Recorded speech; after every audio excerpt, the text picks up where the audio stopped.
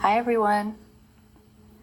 For today's class, if you have 2 blocks and a blanket, I think that might be helpful for you. And let's place our blocks on either side of your mat near the top half, so when we lay down on our backs, we're able to reach our blocks.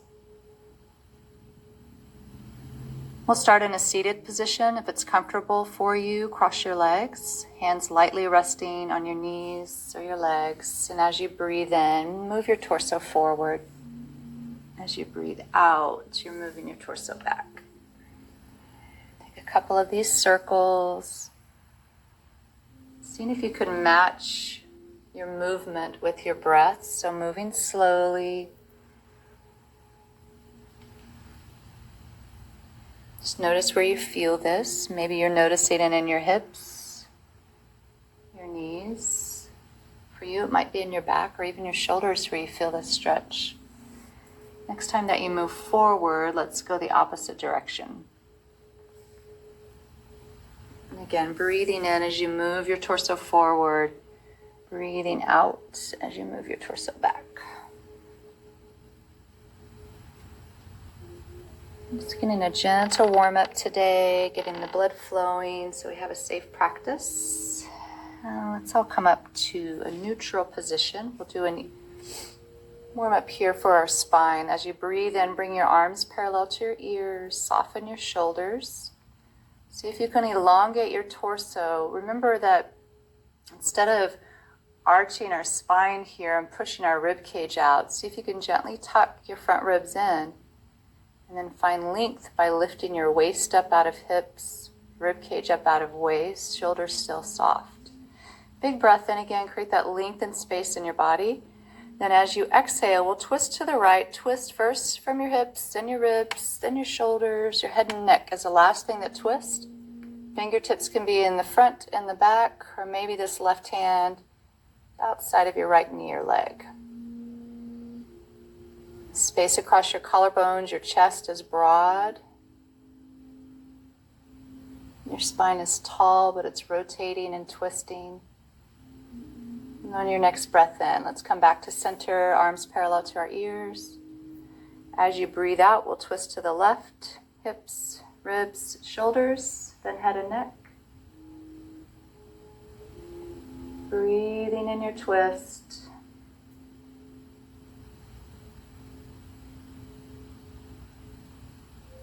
Next breath in, we'll come back to center. This time as you exhale, let's release our right hand to the mat. We'll breathe in, lift up and lengthen with this left arm. Find extension in your torso. Exhale, we'll hinge over to the right. And so think about spinning your belly button, your rib cage, your heart up and open to the left.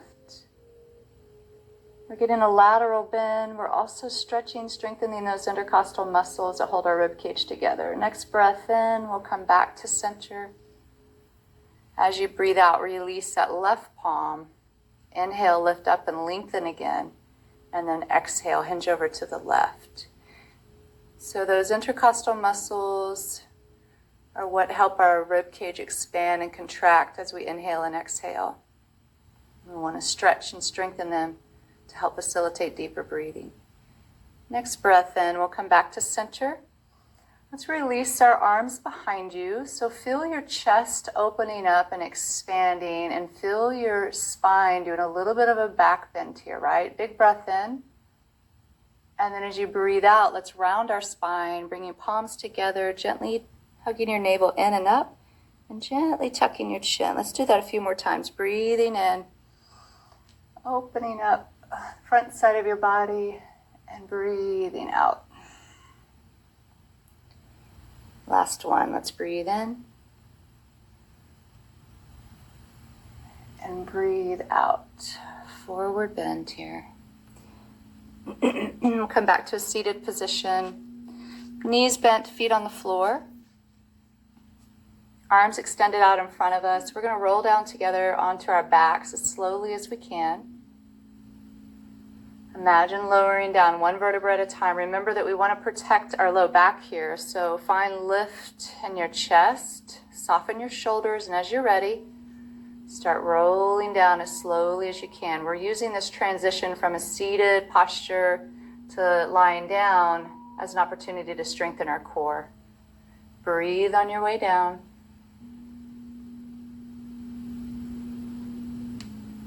Nice.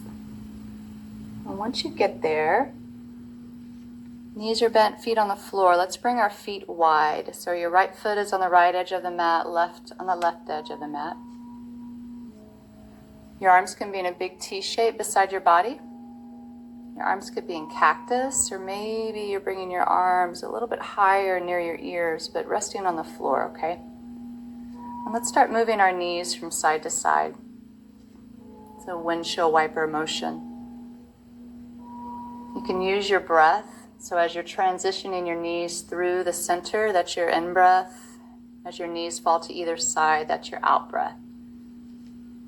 So again, linking your movement with your breath, that's technically a vinyasa. It can feel more like a moving meditation. Next time that your knees fall to the right, pause there. And if it's okay for your neck, your gaze can be to the left. If you want to deepen the stretch, you can rest your right foot on top of your left thigh. So that's going to move your left thigh bone down and forward, but really listen to that knee. A couple of breaths here. Let's release the right foot from the thigh. We'll inhale our knees back to center. And then as you exhale, both knees fall to the left. And this time your gaze can move to the right. And to deepen your stretch here, place that left foot on top of your right thigh. So maybe you can feel the stretch, this big opening in your right quad, stretching your IT band, hip flexors, and starting to get into that even deeper psoas. Let's release our left foot to the floor. As you breathe in, we'll bring our knees back to center, and you can walk your feet in a little bit closer. We've got access to our blocks. So we're going to bring the soles of our feet together, hands on your blocks. Slowly start to release your knees out to the side for reclining butterfly pose, Supta Baddha Konasana. Your blocks are there to tuck under your thighs. That's going to give you more support for your inner thigh and groin. Maybe you want to position them under your knees. The natural tendency here in this pose is to kind of push or almost force our knees towards the floor, and we think that that's going to increase the stretch in our inner thigh and groin, but if your groins are already tight, forcing your knees down will have the opposite effect. Your groins will tighten up as well as your belly and your low back. Just always listen to your body, okay? It'll tell you what it wants. And so this is an external rotation of your hips, stretching your inner thigh, groin, knees. This can help improve mobility in your hips. As you start to settle in here, bring awareness to your arms. So just like you did earlier, your arms can be out in a big T, they can be in cactus, or maybe they're stretched up above your head, resting on the floor. The back of your neck is long. It's a big opening to the front side of your body.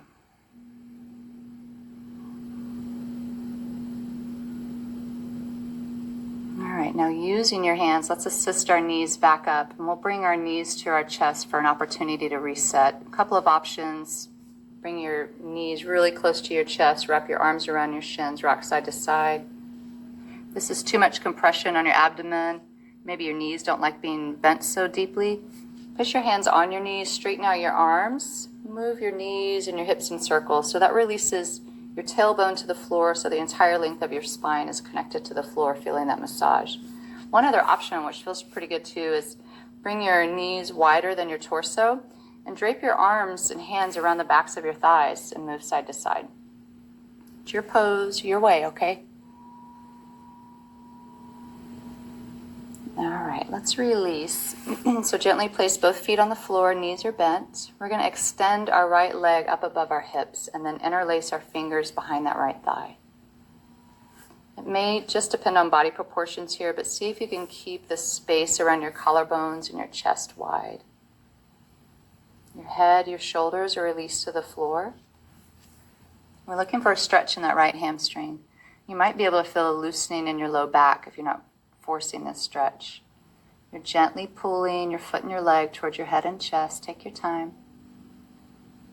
Let the back of your neck be long. I tend to lead with my chin when I'm laying down, compressing the back of my neck. So sometimes that cues for me. So if that's available to you here, you can extend your left leg so it's resting on the floor. That's going to be a big stretch to your hip flexor on this left side, and that will be helpful in a few moments when we move into lizard pose.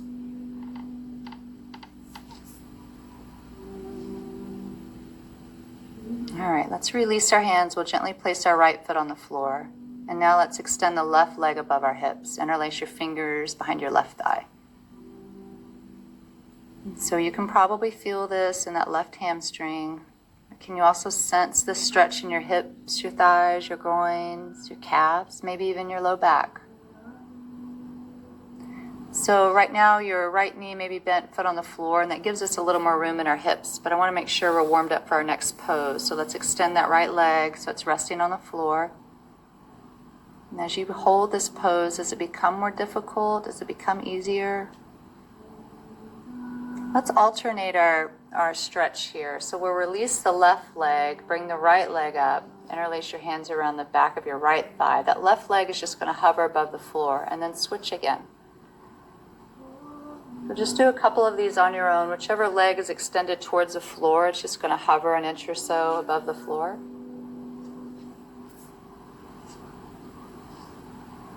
And after you've evened out, you can release both feet to the floor, knees bent. An option here, you can roll to either side and press yourself up, or place your hands behind your knees and roll up that way.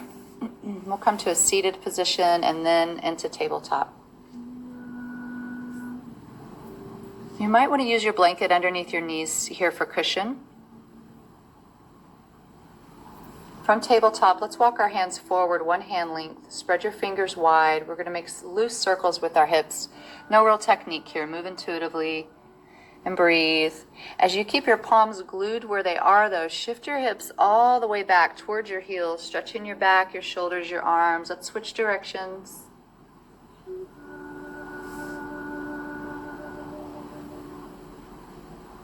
Yes, and let's come back into tabletop. Let's have our blocks near the front of our mat.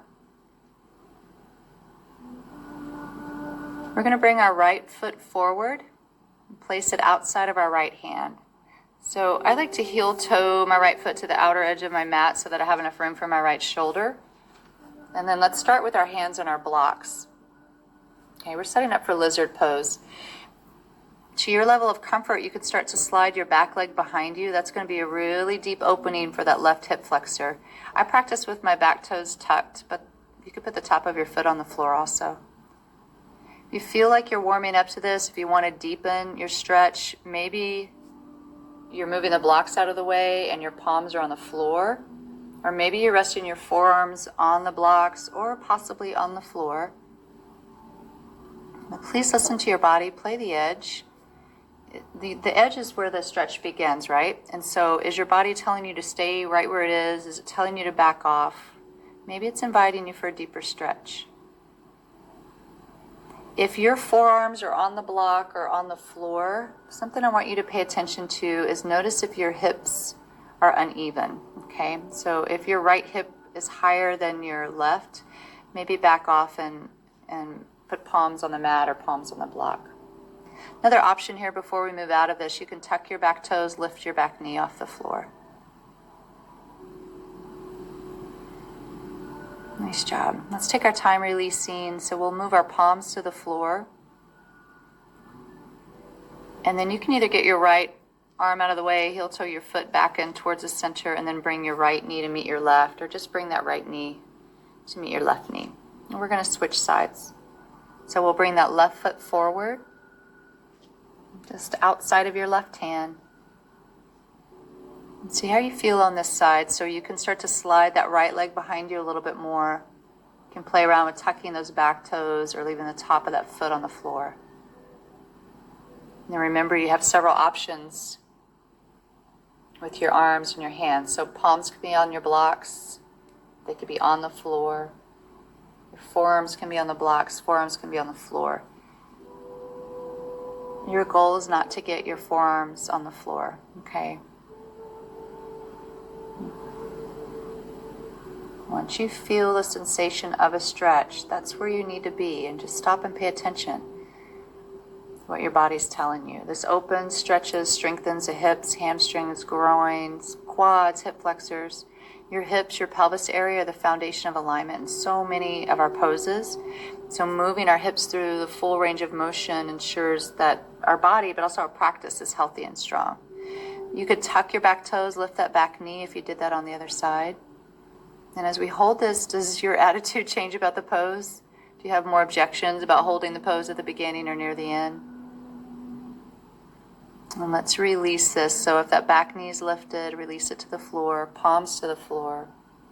We'll get our left arm out of the way. Bring that left knee to meet our right. And let's push back into child's pose. You can leave your blanket there or remove it. Big toes to touch or close together. Hips towards your heels. Forehead can rest on a block, or if it's available, rest your forehead on the mat. Your arms can be extended out in front of you, or if you want to soften the muscles in your shoulders and your neck, bring your arms beside your body, palms up, just resting on the floor. Breathe into your back body. Sink your heart towards the floor. We'll stay here for a few more breaths. This is child's pose or balasana.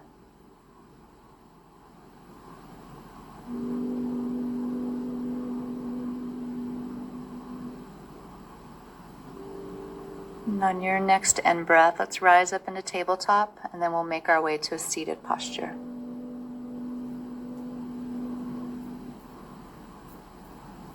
I'm going to close our practice, but please make time for Shavasana. It's the most important pose of your practice. Let's bring our palms together and our hands to our hearts. Thank you for sharing your practice with me. In this moment, there is no distance or difference between us. Spirit in me meets the same spirit in you. Namaste.